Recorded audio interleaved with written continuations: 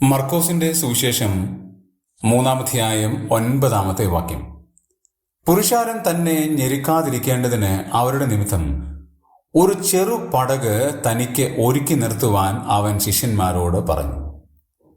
ഈ വാക്യത്തിലെ ഒരു പദം ഒരു ചെറിയ പടക് തനിക്ക് വേണ്ടി ഒരുക്കി നിർത്തണം. പുരുഷാരം തന്നെ തിക്കിക്കൊണ്ടിരിക്കുകയാണ്. ധാരാളം പേർ യേശുവിൻ്റെ വചനം കേൾക്കാനായിട്ട് വരികയാണ്. കർത്താവ് ഒരു വലിയ പടക് ചോദിച്ചില്ല, വിശാലമായ ഒരു പടക് ചോദിച്ചില്ല. അവിടെ ചോദിച്ചത് ഒരു ചെറിയ പടക് തനിക്ക് വേണ്ടി ഒരുക്കി നിർത്തണം. ചെറിയ കാര്യങ്ങളിൽ കർത്താവ് വളരെ താല്പര്യമുള്ളതാണ്. നമുക്ക് വലിയ വലിയ കാര്യങ്ങളിലാണ് താല്പര്യം. എന്നാൽ കർത്താവ് ഒരു ചെറിയ പടകാണ് ചോദിച്ചത്. ആ ചെറിയ പടകിൽ നിന്നുകൊണ്ട് കർത്താവിന് ധാരാളം കാര്യങ്ങൾ ചെയ്യുവാനായിട്ട് കഴിയുമായിരുന്നു.